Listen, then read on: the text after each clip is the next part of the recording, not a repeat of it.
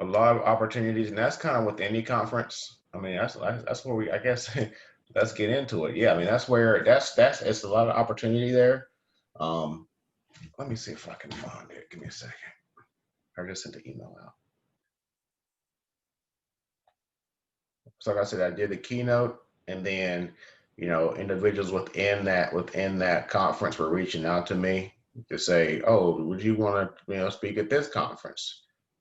How much you paying?" All right. So then we spoke out because the conference was over at 1 o'clock my time, right? And I was on phone calls from 1 to 4 o'clock. But it's also, isn't it tomorrow and the next day? Yeah. So it's gonna be 4 a.m. to 1 p.m. my time.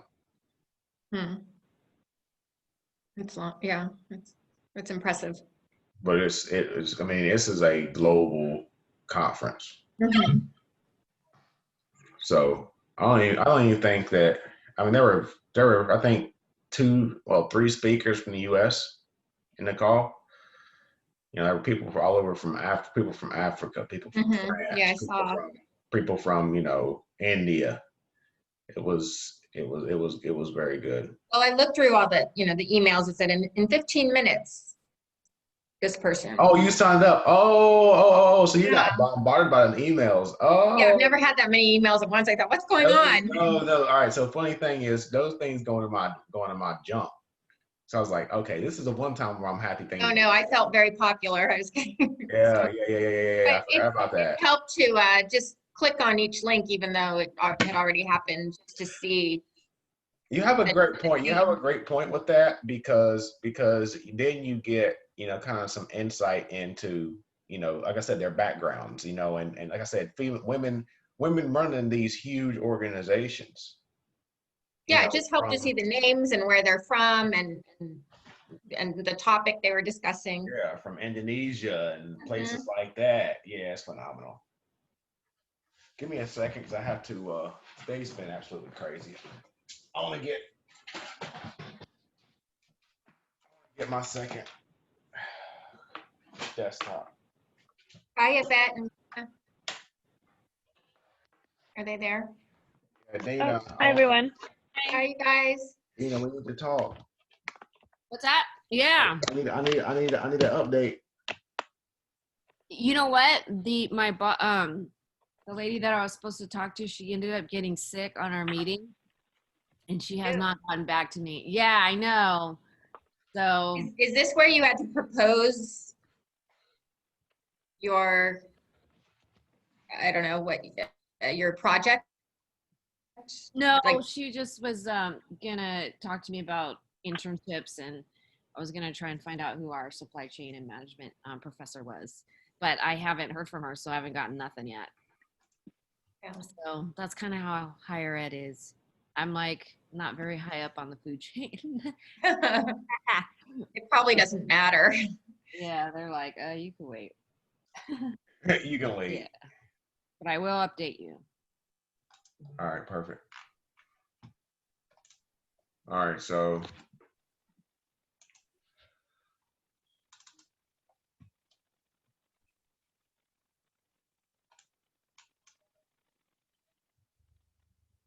like I said, I did my keynote.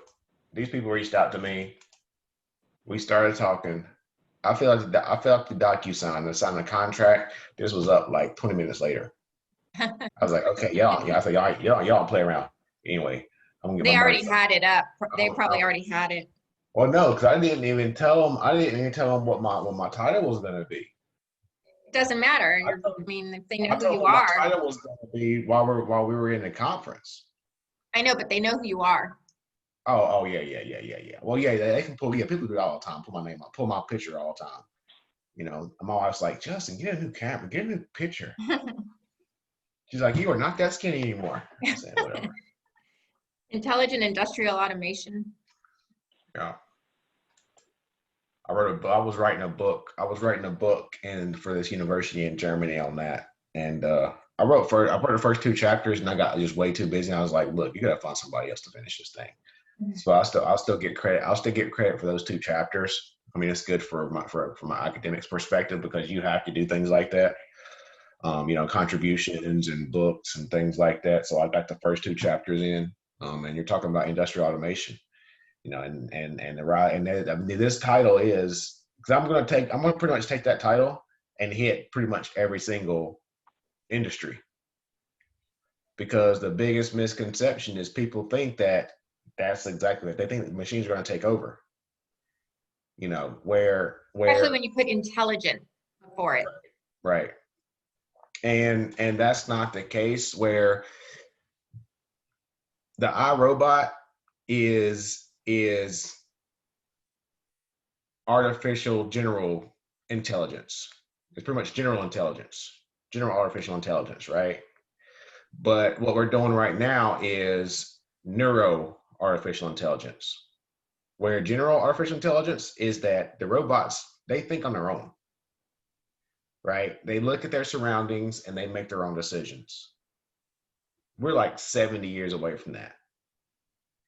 We're 70 years away from like robots able to walk on their own anyway. Where we're at now is, I think we're that far away. That's pretty far away. Yeah. We're that far away. And because right now we just have like robotic arms where you control them, right? Let me see here. Like the Da Vinci surgeon. Yeah. So I have one of my peer. Well, actually, it was one of the people that I did a TED Talk with. I think he's a junior now at the Rochester Institute of Technology, and it's a good school. This is on the topic. So, but if people would join these calls, then they can talk about what they wanted to talk about. So we're going to talk about what we want to talk about. Yeah, I don't know where everyone is. Did you let everyone in? Yeah, y'all. I didn't have that set up.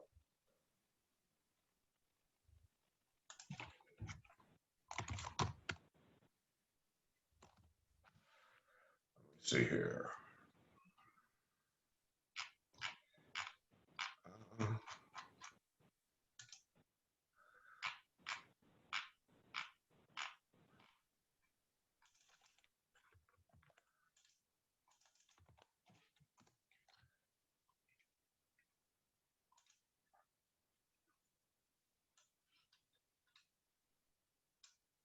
Yeah, this guy.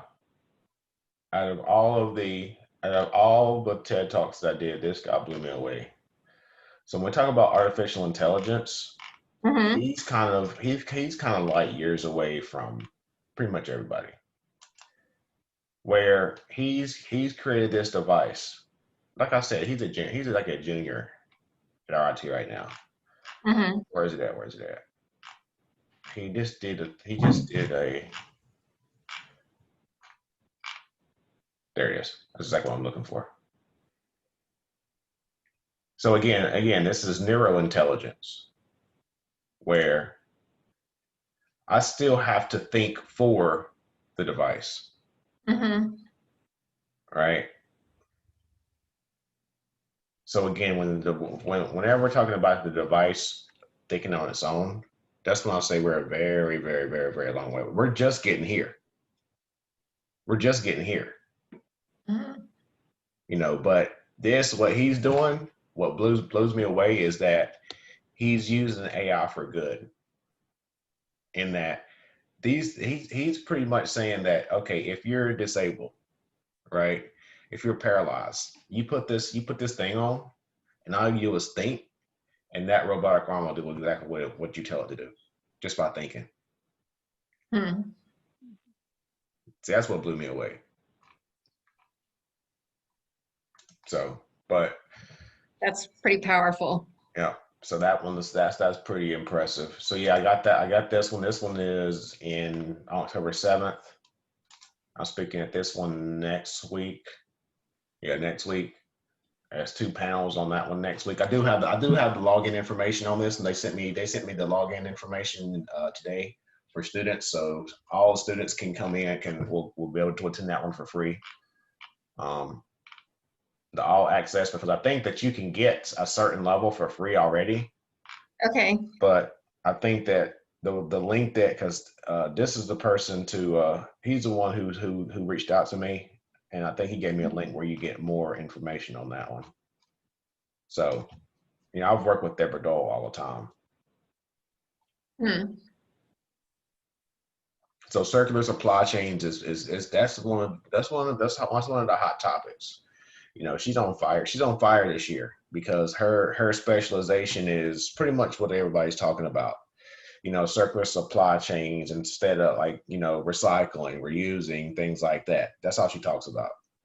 You know, so that's one topic that's a hot topic at almost every single conference. Diversity and inclusion, hot topic at almost every single conference. You know, that's one of the reasons why it's like, it's not purposeful. I'm kind of like falling in all these things because like blockchain was hot. That's why I got all those TED Talks. Diversity and inclusion, I've always talked about that, but that's what's hot right now. Artificial intelligence. I mean, if you talk about blockchain, you can only talk about artificial intelligence. You know, so that's what's hot right now. But that's always been my research interest. You know, it kind of falls into it, and it's like everybody's talking about supply chain right now because of the pandemic. You know, so it's kind of like a perfect storm. True. Yeah. Going on right now. Well, they're definitely hyper aware of it. Absolutely. So in terms of this week, how many of you have heard of Lean and Six Sigma? Not before this class. I haven't. No. What about you, Yvette and Dina? Yeah, I have. What is it? I have not.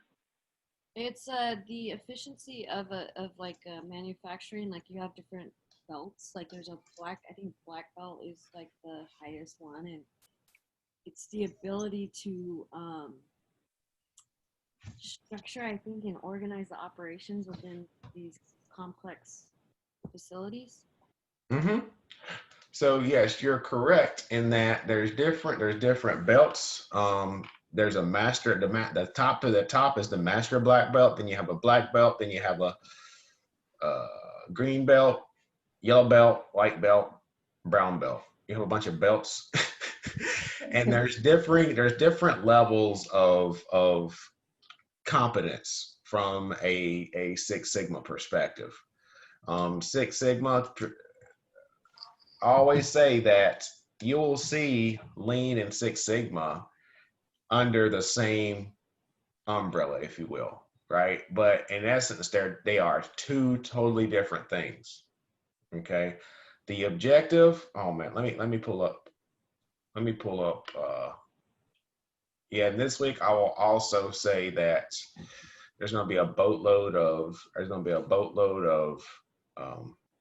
resources, because I actually created a Lean Six Sigma program for the state of Colorado in March. So I have a number of slides I've created for them.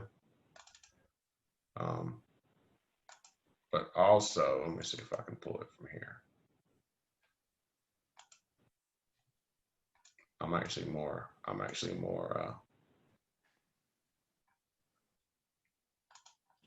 organizing this. Today's just been absolutely crazy.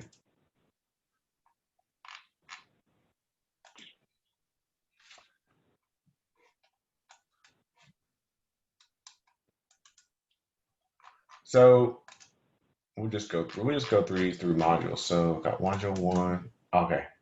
Yeah, I threw all of them in one document, so that's good. See, there you go. You're welcome. So you got the whole Six Sigma class from the state of Colorado right there. Also, I'll upload that in the announcements and on the weekly discussions. I think you sent it. Didn't you send it? I may have. Yeah, this looks, yes. I may have. So send it again. So the objective of Lean is to reduce waste. And you know, you'll hear people say, okay, wasteful processes, but that's just one aspect of it. You know, it's the objective of Lean is to reduce waste from a process perspective. It's to reduce waste from an inventory perspective. It's to reduce waste from a movement perspective.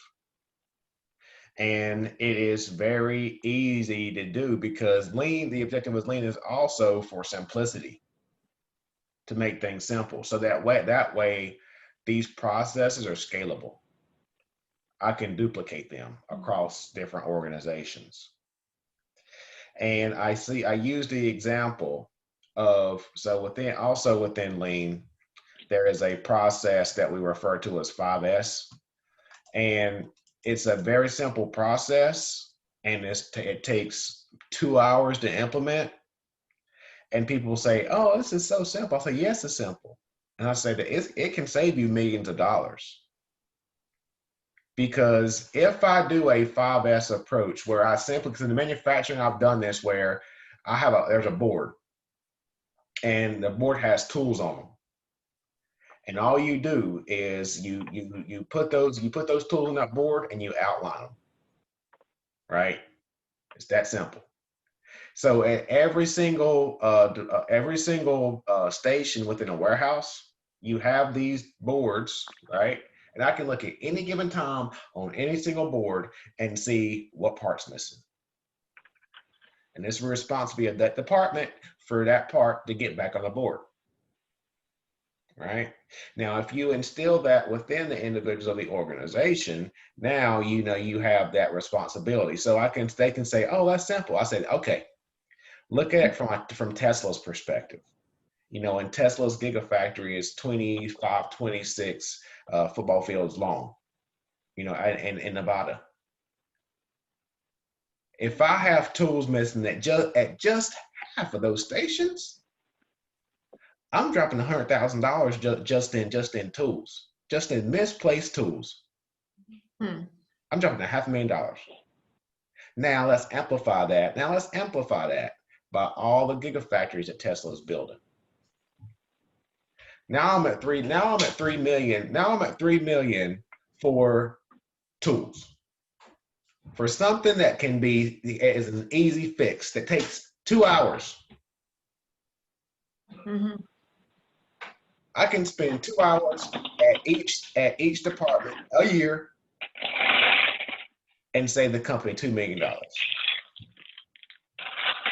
Something that simple, right? So that's the beauty of Lean, to keep things simple, and it's to identify and reduce wasteful activities, wasteful processes, wasteful inventory. And I also say that Lean began in Japan with Toyota. And essentially, Toyota was seeing a lot of activities, I should say, that were wasteful. So they look to say, if it does not add value, throw it out, right? And they reduced the inventory. If that item did not provide value to the cars, it was taken out. If that process did not provide value in producing the cars, it was taken out, right? If the people did not provide value, they were taken out. And that is where Jack Welch kind of had his rise to fame, or that he brought Lean mainstream from a leadership perspective, where he fired over 100,000 people, because if a department wasn't providing value to GE, if a role was not providing value to GE, he got rid of it, right? So and those approaches have been argued for ever since he kind of instituted that. But because of those processes, he's known as the CEO of the century by so many people, right? And I think that the foundation of that title is through Lean and Six Sigma. So there's this Lean Six Sigma concept is very, very, very powerful. So is there a cost to implementing? Go ahead. Is there a substantial cost to going from not Lean to Lean, because you just have to set it up so you evaluate everything, or is it pretty minimal? It's very, very, very minimal. In most cases, it just takes people and time. Like I do not need a full-blown system to implement Lean. Because of that, It's easy to implement, it's easy to replicate, and it's easy to adopt. Because lean, it's easy for someone to say, oh, this is going to make my job easier. Let me see what this is all about. As opposed to. So in other words, you're needing to get a lot of cooperation from the teams to support this, because Correct. they're probably going to be the ones rolling out the new process. Correct. So again, we talked about lean as the objective is to reduce waste. Again, we talked about the building blocks is the Toyota production system. You're going to see TPS or Toyota production system or things like that. And then you also have the aspect of total quality management, where total quality management says that quality is a responsibility of the organization and not just the quality department itself. Okay. So that's where that total quality management comes into play. And then you also have the respect for people. With the respect for people, you are saying that the people is the most valuable asset of the organization. And if you treat your people well, the profitability is going to follow. Point blank in the story. Okay. Yeah, we studied that in our leadership class. Yep, absolutely. So, and whenever you get to lean, you're going to, and also within this week, you're going to see a concept referred to as just in time. And just in time is that elimination of waste perspective, or elimination of waste aspect. And with the just-in-time system, I always say that I can use a just-in-time system as what I refer to as a two-bin system. So within the healthcare, when I'm talking to nurses, when I'm explaining lean to nurses, I always say that, okay, let's say that I have a two-bin system for flu vaccines. And with my traditionally within inventory control, I use what I call a push system, right? I'm pushing inventory throughout the supply chain network. And I'm looking at last year's demand. And then I'm forecasting that. So for example, and for flu vaccines, I can say, okay, last flu season, I used 10 cases of flu vaccines, hypothetically, within a hospital. So I say this, so this year, I'm going to bump it up 20%, and I'm going to buy 12 cases, right? And if I buy 12 cases, but the flu season is very mild, I only use 2 cases, I'm writing off 10 cases of inventory. That's $100,000. We're talking about medication, right? So that's that waste, right? That's the waste from an inventory perspective. That's waste from a movement perspective, because now I have to move all those cases throughout my hospital. There's a cost associated with that. But if I use a just-in-time system, if I use a bin system, if I use a Kanban system, which we'll get to later, I can say I'm only going to buy 2 cases of flu vaccines at a time. Once that first case runs out, that's my trigger. That's my signal that I need to order another case, a replacement case. And I keep doing that. And as that second case runs out, as that is running down, then that third case that I just purchased shows up just when I need it, just in time, right? So I kind of continue on with that process. And now I'm minimizing my inventory. I'm minimizing my movement of that inventory. And worst case, I'm only writing off 1 case. Worst case versus 10. So that's the beauty of that just-in-time. And it's very, very, very, very simple.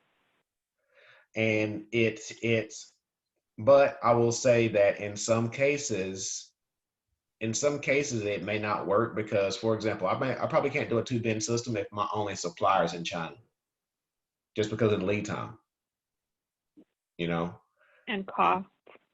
Right. So this just-in-time system is where I would have my suppliers close to me, where I could, okay, I'm running out. I get that signal like I talked about earlier. I place that order and it shows up like the next day, for example. Um, um, like I always use the example here, like for other people, like for people in the industry itself, I say that my mechanic down the street from my house used a just-in-time system in that he does not carry inventory at all because his 3 suppliers are within 3 miles of him. So whenever he needs a part or a product, he calls them. It shows up just in time, shows up just when he needs it. It shows up literally in 15 minutes.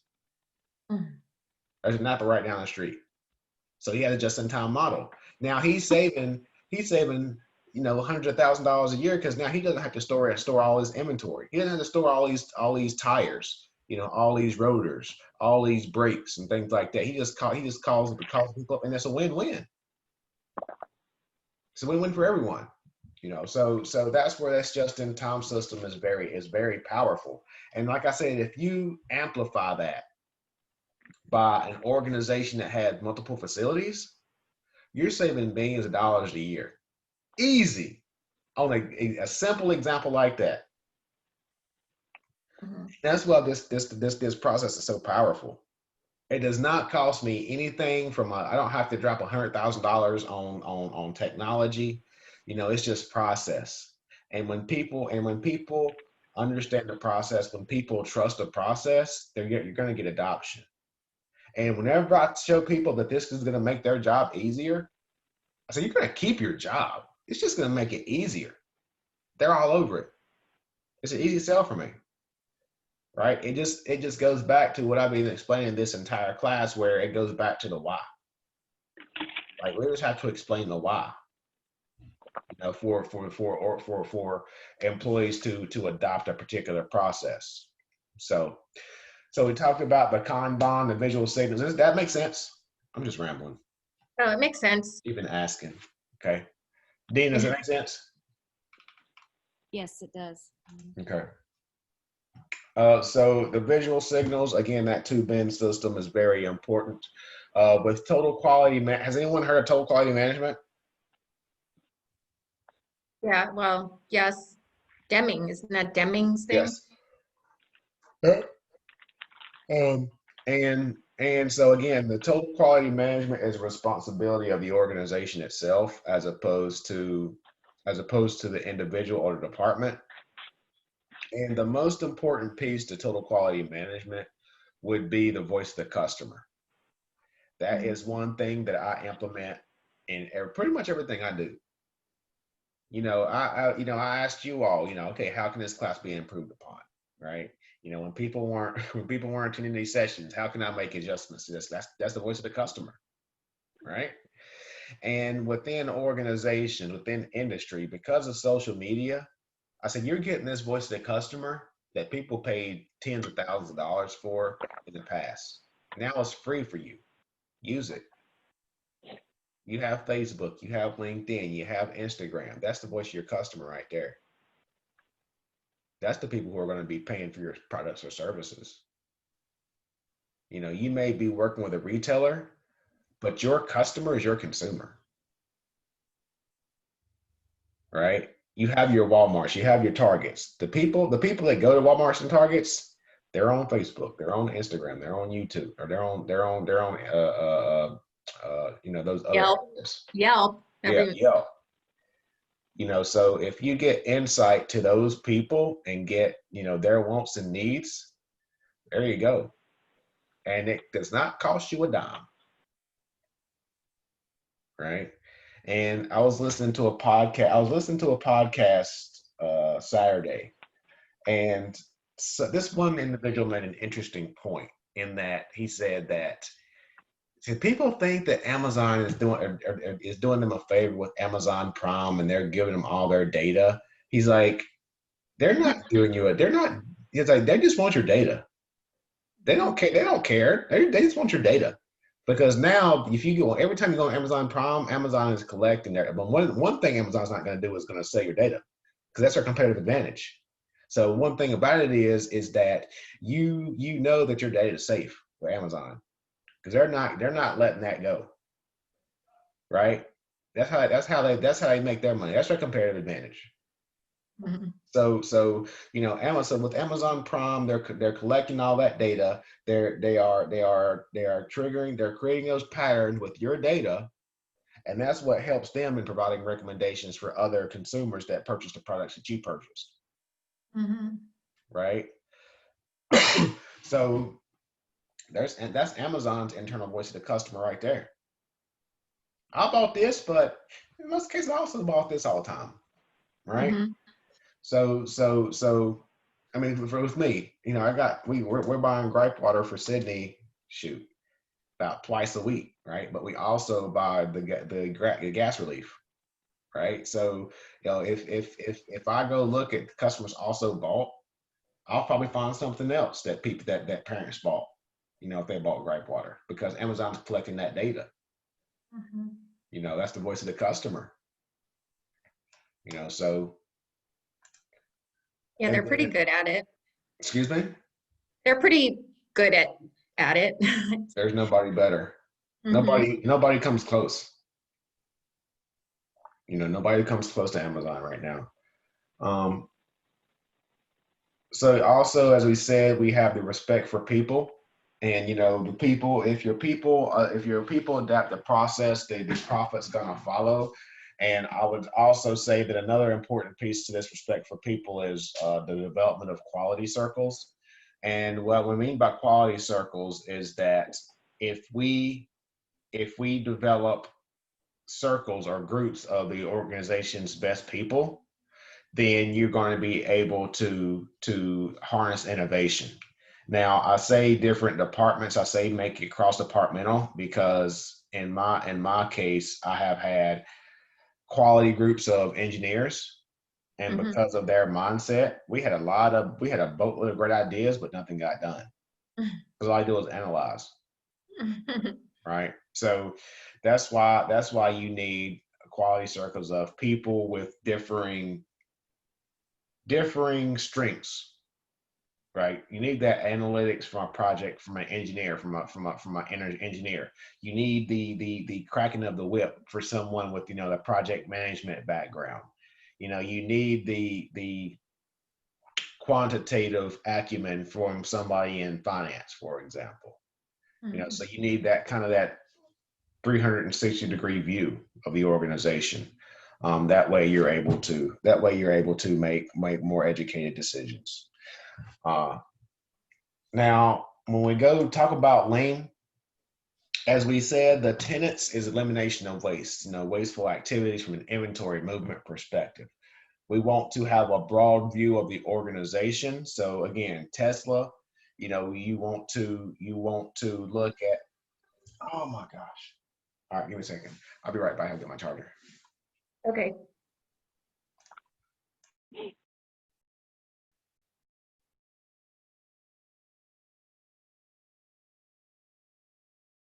Have you guys finished the reading? Not yet. That's a lot. I know Almost. it is a lot. There are a lot of terms. Hmm. Not so much math though, right? What? Yeah, I'm happy that there's not much math or Oh, I know. calculations. The first chapter was pretty heavy on calculations, but I think the rest of them not so much, which is good. Yeah, I think I watched all the homework videos, the media, Uh, those, and they're very short compared to the other weeks. oh, that's good. Yeah, last week was a little brutal.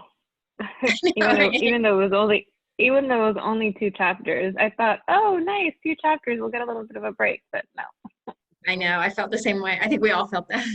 Yeah, that homework is brutal too. So time consuming. The homework was so hard too. Oh my gosh, Dina, you're so right. Mhm. Just when you All think right. you're done, it's like one more question, one more question.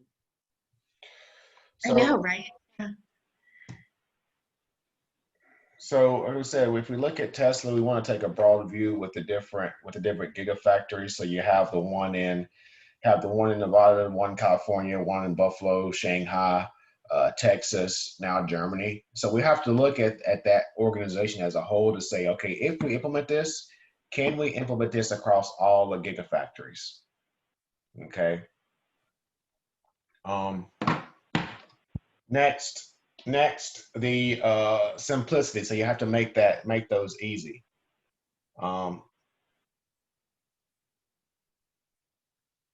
You also have to strive for continuous improvement. And then you also have to make those processes visible. So if we say we make the processes visible, we want to visualize wins. Okay.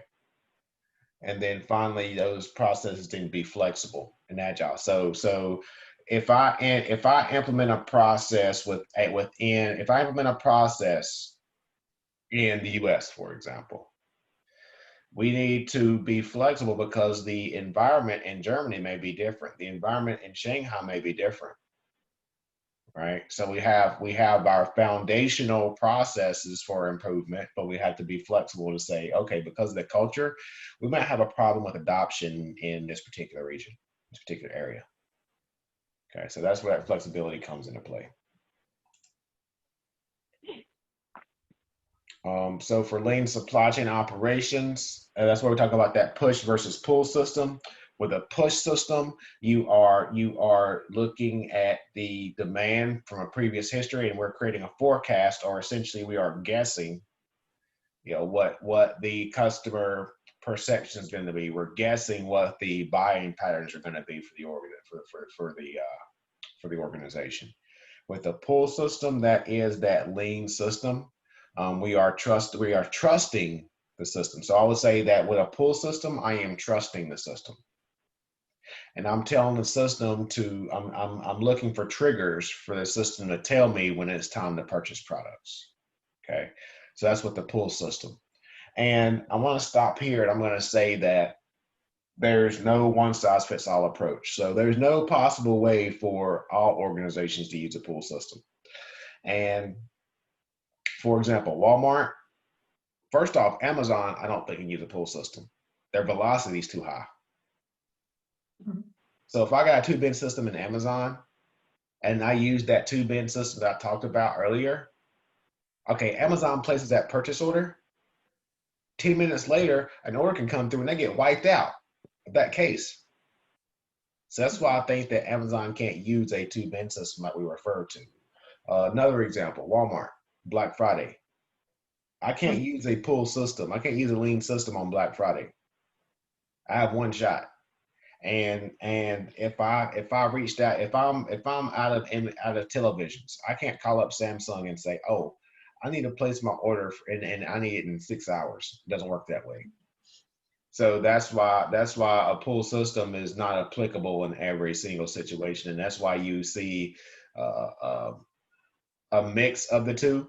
And I just wanted to stress the point where, we're not saying that the pull system is the end all be all. No, the pull system is applicable in certain environments. Okay, in certain situations, I should say. So these are the 7 wastes. So we talked about the inventory, we talked about the process, we talked about transportation, we talked about a number of these. But I think that the biggest thing that Toyota saw was the waste from an overproduction perspective. Okay, so Toyota was looking to eliminate those wastes. Okay. Let me see here. We're gonna get Six Sigma. So who's heard of Six Sigma? I have. Who's her? Ina did. Yeah. Okay. So again, lean and Six Sigma are 2 different things. Lean, I would say is the qualitative aspect, and Six Sigma is the quantitative aspect. It's the math, it's the calculations, it's the statistics, right? And the goal of Six Sigma is to reduce variation in the process. Okay. So you're going to reduce variation through the use of statistics. We're going to use statistical data, and we look to see whenever a process is above the control limit or below the control limit. And that's what you're going to see a lot in the reading. And we're going to look at those statistics. And also, when we talk about Six Sigma, Six Sigma strives for 3.4 defects per million occurrences. And I want you to think about that. How realistic is it to get 3.4 defects per million occurrences? Right? It's not realistic, and is it needed? That's the question I always ask. I say, yes, people talk about this all the time, but I say, just think about it. I say, in what situation would you only need? Do you want to put the time? Do you want to put the money? Do you want to put the effort? Because this one takes money. Do you want to put the effort to only get 3.4 mistakes per million occurrences? Medication. That's one. Oh, and we talked about this once before, like aviation. There he is. That's the second one. Yep. So medication, and rockets, launching rockets. Mhm. Those are the only two industries that where 3.4 mistakes per million occurrences are important. Right? Mhm. If it's going to save me multi-millions of dollars, I can stomach a few mistakes. Right? Because to get to Six Sigma, it takes boatloads of money. Hmm. Boatloads of people. Right? Boatloads of standards. And that's one thing that I do want to point out when we talk about Six Sigma. Like I said, it's very applicable within healthcare, very applicable within aerospace. The one I need to go to sleep. I got this thing kicking off in this couple hours too. Take another nap. The one thing Mhm. the one thing that's important from a Six Sigma, I would say that out of all the processes that we talked about in the class, out of all the processes that I've implemented, this approach is my favorite. The make approach. So define, measure, and we talked about this one before, right? Or no? No, or Okay. maybe, I don't know. I don't remember it. All If right. we, So the DMAIC approach stands for define, measure, analyze, improving control. And I would say that a number, when I explain it, everyone says, we do that. I say, yeah. I say almost every single person does this, but didn't know there's a name for it.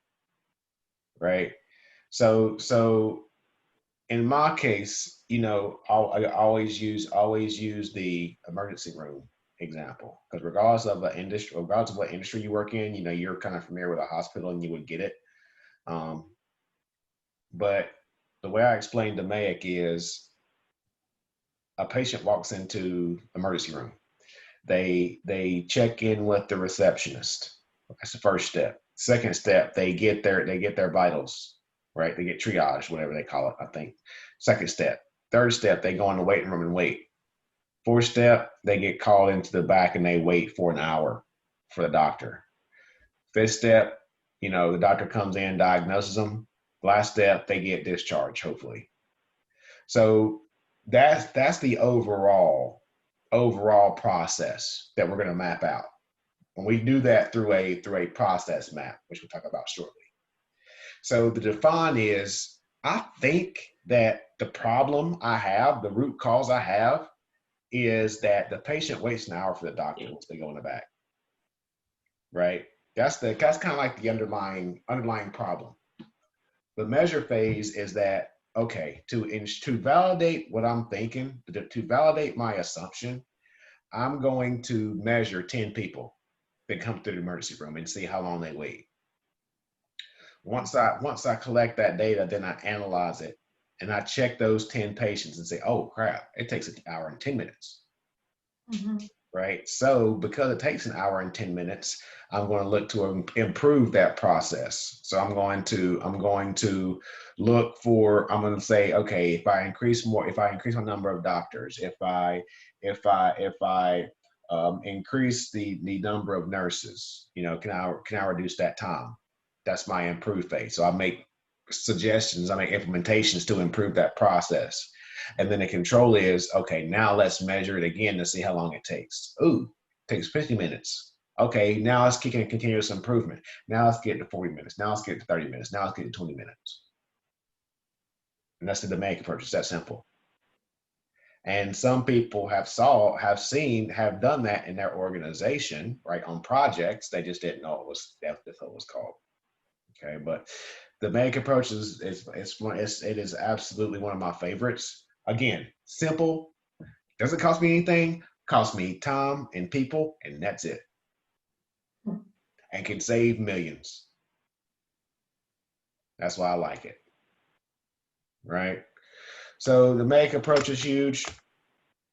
That 5S is what I'm talking about, what I was talking about with Tesla, where they can put tools on the tool board, and you can set those tools in order. You can shine them, make sure they're clean. You can standardize the layout of that tool board. So at any given point in time, I can look at a tool board and see what's missing.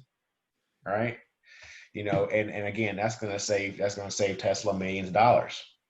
Something that can take less than 2 hours to implement. All you do is lay tools on the board, outline them, you know, put little things where you can like hang them up, done. I just saved millions over the course of years. So again, we talked about value stream mapping. So value stream mapping is what I talked about when I talked about the domain approach, where I can map out each process. And the important thing with value stream mapping is that you do not map out the overall process of the organization. You map out a particular work stream, for example. So, for example, I did not map out the entire process within a hospital. I mapped out the emergency room process, right? And I was able to identify bottlenecks within the emergency room process. And now I'm able to eliminate bottlenecks within that emergency room process. Okay. So that's where you would outline the current state of the process. And then once you identify those bottlenecks, then you create the future state for the organization. You know, so that value stream mapping is something that's very important, and that value stream mapping is an input to that domain approach. So value stream mapping is the first step. Once I've identified that bottleneck, then I create this 5S to, okay, now how do we get rid of that problem? How do we get rid of that bottleneck? Okay. Last thing I want to talk about is this nonsense here. Spaghetti diagram. So it looks like a waste of time, but it's very, very, very, very, very valuable. Again, cost me nothing. This one literally cost me nothing, because all I'm doing is walking behind these people on the shift. I walk behind these 3 people on the shift, and I track where they go on a given shift. And now on one shift, it's easier for me to say, blue nurse, blue tech, what are you doing? I said, you're all over the place. That's why you can't get anything done. Why are they all over the place? That's why you can't get anything done, and you complain about how tired you are and how busy you are. Well, you're running like a chicken with your head cut off.